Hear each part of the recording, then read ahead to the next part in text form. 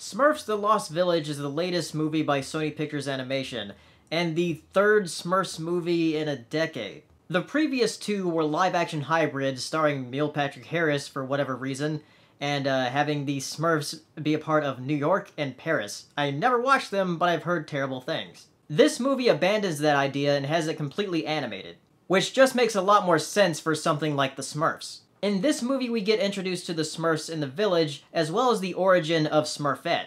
I never really got into Smurfs, so I don't really know a lot about Smurfs lore, but I do know about Smurfette's origin. So it's pretty neat that they actually included that into this film.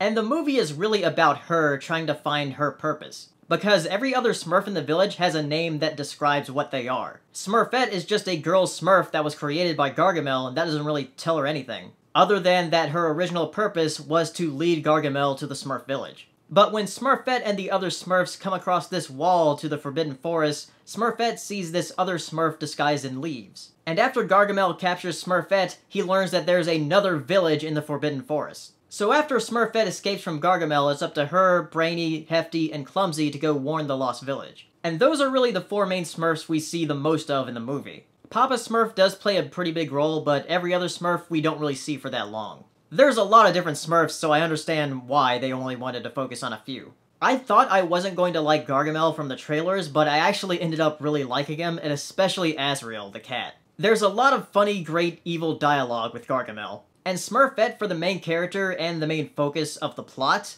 makes a lot of sense for a Smurfs movie. And it does end up having a pretty good message for young girls. The animation, while it's not anything like Pixar, Disney, or DreamWorks, it does fine. Sony is also the company that did Cloudy with a Chance of Meatballs and Hotel Transylvania, and there's a lot of great movement there, and there's a lot of great movement here as well, where the characters move very fast and snappy. As far as any gripes I have with the movie, I don't really have that many, mainly because I wasn't really expecting it to be average. It's really just an average animated movie, but it was like really panned on Rotten Tomatoes. Pretty much all the scores are very negative. It's got at like a 38% right now.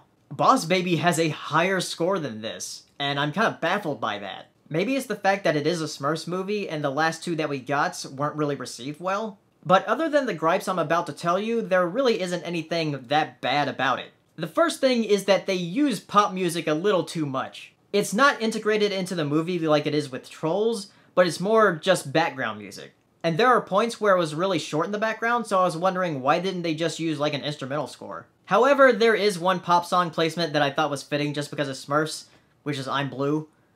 No duh. My other gripe about the movie is that it's almost too average. It's very, very average. The story isn't really that deep, the characters aren't really that deep, Smurfette a little bit, I guess. But other than that, it's just a fine, average, animated movie. However, if you are a fan of the Smurfs and grew up with it and really like it, I think you will really love this movie, because it does seem like they're doing a bit of fan service and making up for the past two films. So if you have seen Smurfs: The Lost Village, tell me down in the comments, and I'll see you next time. Bye.